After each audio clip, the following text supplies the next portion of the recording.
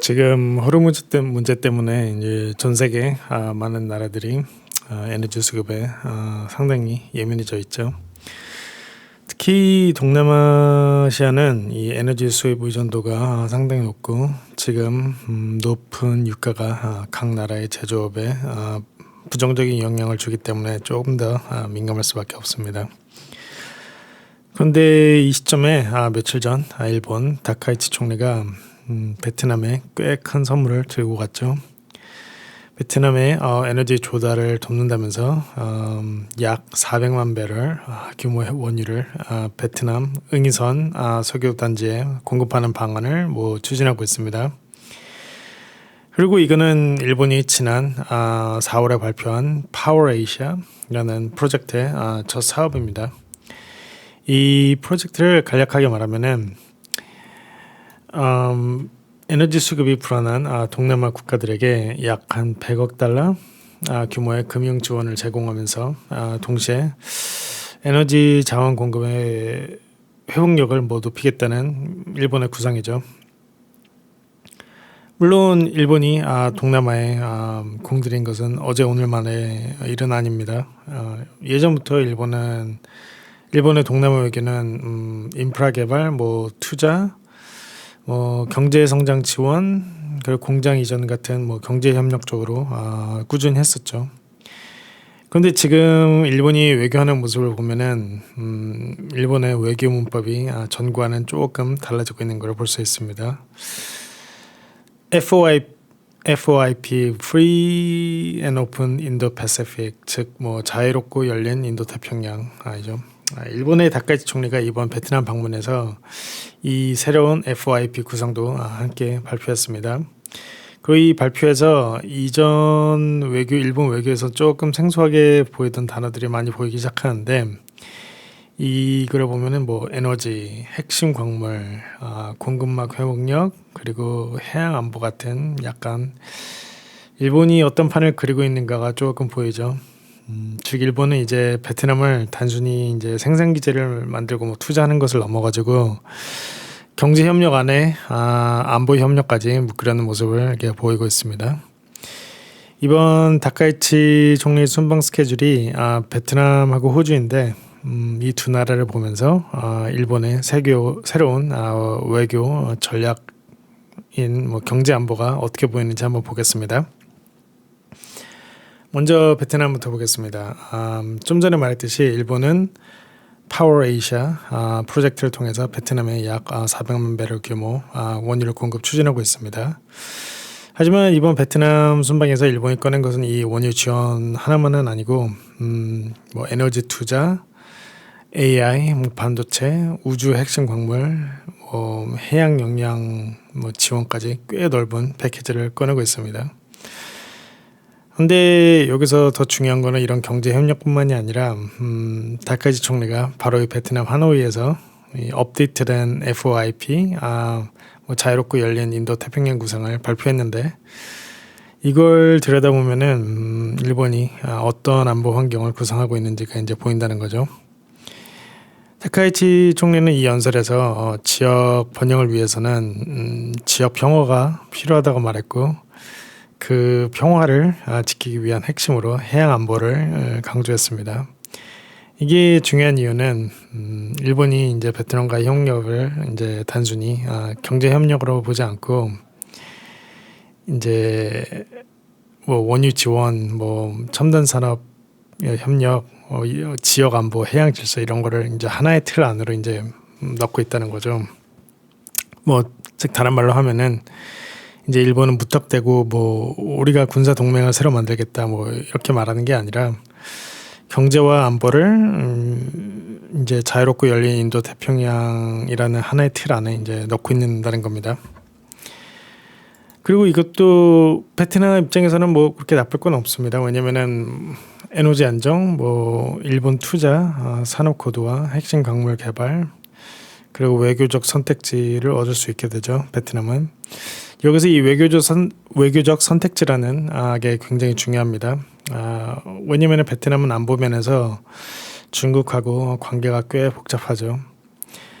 중국과 경제적으로 깊게 연결되어 있기 때문에 대놓고 반중 협의체에 들어가는 것은 베트남은 조금 부담스럽습니다.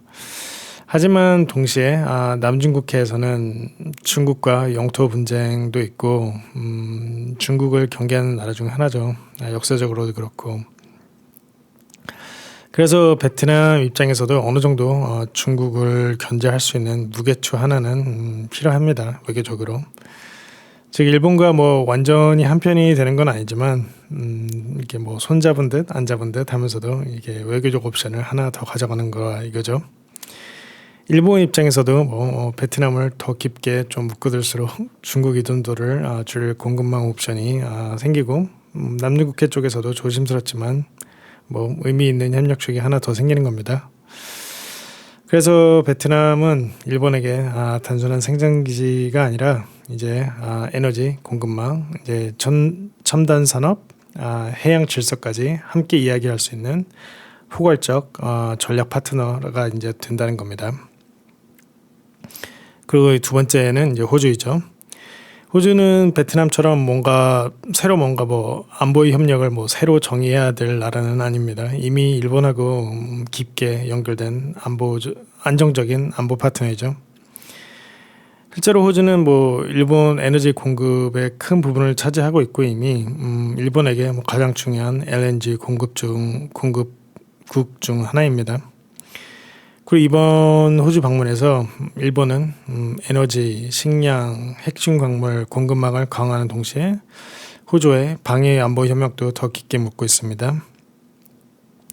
이 방위 협약은 뭐 그냥 뭐 앞으로 서로 잘해봅시다 뭐 이 수준이 아니죠. 뭐냐면 좀 전에 말했듯이 일본과 호주는 뭐 예전부터 2022년부터 뭐 안보 협력 공동 선언, 뭐 2023년에는 상호 접근 협정, 그리고 뭐 전략 방위 조정 프레임워크까지 협력을 좀 쌓아왔습니다.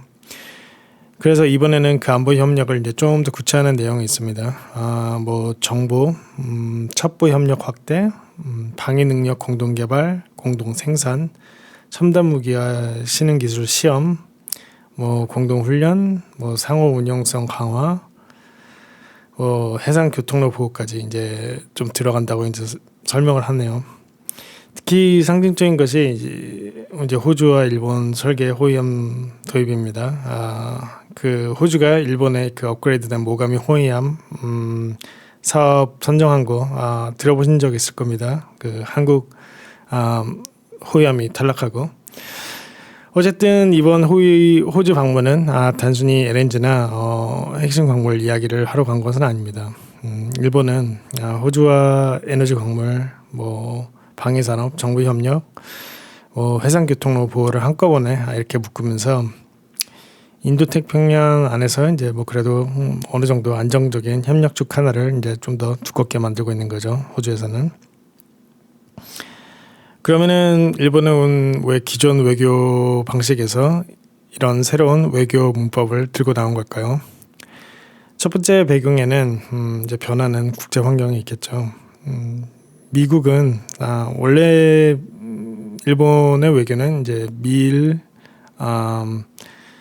중심에서 이제 풀어나가는 외교 방식이었는데 아직도 미국은 필요하긴 하지만 현재 환경에 미국만 뭐 바라보기가 좀 어렵고 중국과는 경제적으로 얽혀는 있지만 중국에 너무 의존하기도 어렵죠.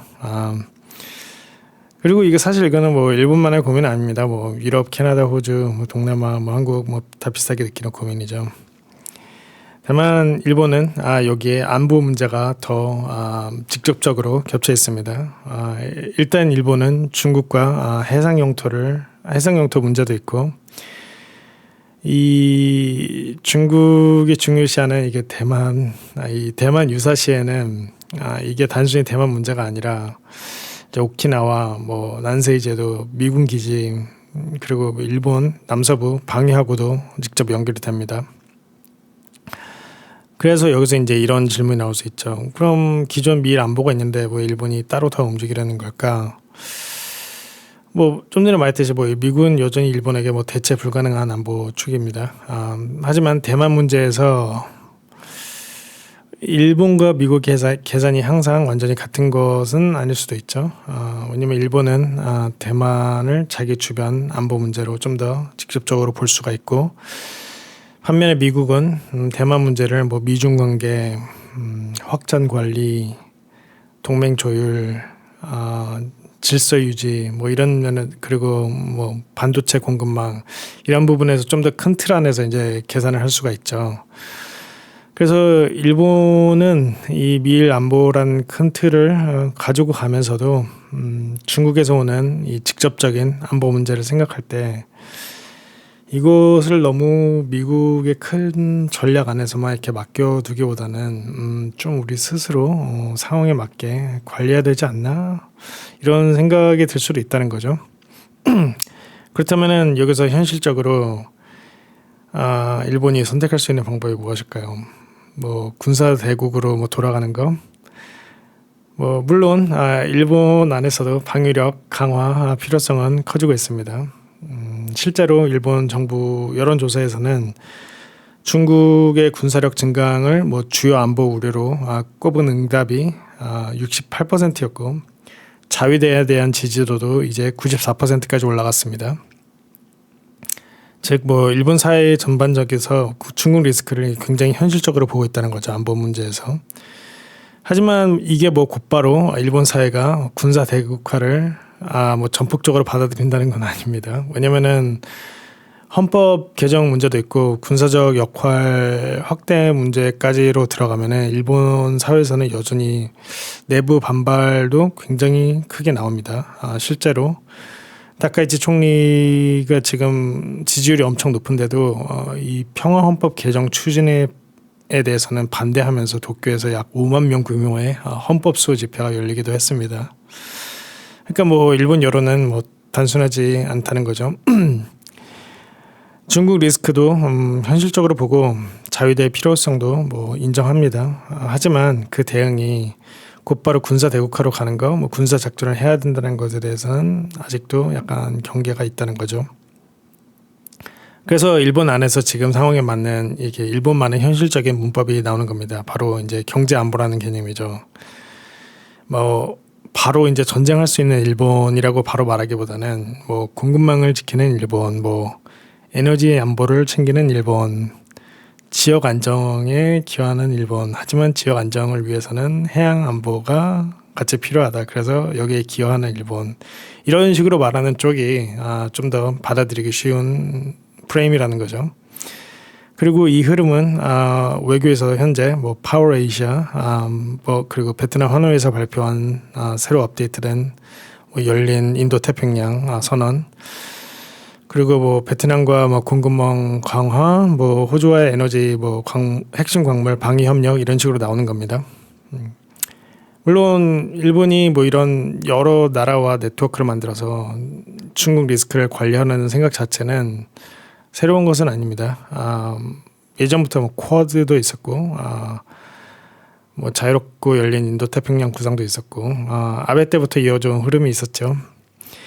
하지만 최근 흐름에서 좀 달라진 점은 그 네트워크의 내용이 좀 더 넓어졌다는 거죠. 예전에는 주로 뭐 해양 질서, 안보 협력, 그리고 미국, 일본, 호주가 이렇게 함께 만드는 이게 억지력의 성격이 이게 강해졌는데, 이제는 에너지, 핵심 광물, 공급망, 방위 협력까지 이제 같이 묶고 있습니다. 이게 중국 리스크가 이제 군사 문제만이 아니라 경제와 공급망 문제까지 이제 확장됐기 때문이죠. 그리고 더 중요한 것은 지금처럼 기존 질서가 이제 조금 흔들린 상황에서 일본도 동맹의 손만 바라보고 있기는 조금 어렵다. 그래서 혼자 주체적으로 뭔가 해본다 이겁니다. 그러면 결론은 결국 일본의 이런 움직임은 단순히 뭐 친선 외교도 아니고 뭐 그렇다고 곧바로 뭐 거대한 뭐 반중 동맹 형성 선언 뭐 이런 것도 아닙니다. 베트남에서는 뭐 에너지하고 공급망, 첨단 산업을 이렇게 묶고, 호주에서는 핵심 광물 그리고 방위 협력 이렇게 묶고 있죠. 이게 파워에이시아 뭐 업데이트된 FOIP까지 같이 보면은 이제 일본은 경제 안보하고 이제 안보 협력을 따로 보지 않고 이제 하나의 지역 전략으로 일본만의 시각으로 약간 좀 연결하는 모습을 보이고 있습니다. 물론 이 협력망이 실제 위기 때 단단한 동맹처럼 작용할지는 아직 봐야죠. 왜냐면은 베트남도 그렇고 호주도 그렇고 동남아의 많은 나라들이 각각 중국을 바라보는 계산이 조금 많이 서로 다르기 때문이죠. 하지만 뭐 최근 흐름을 보면은 일본이 뭐 군사대국으로 돌아가겠다라고 말하는 대신 뭐 공급망을 지키고 에너지 안보를 지키고 해양 안보에 기여하는 일본이라는 방식으로 이 인도태평양 안에서 이제 자기 역할을 넓히려고 한다는 점은 분명해지고 있다는 점입니다. 그러면은 오늘도 감사합니다.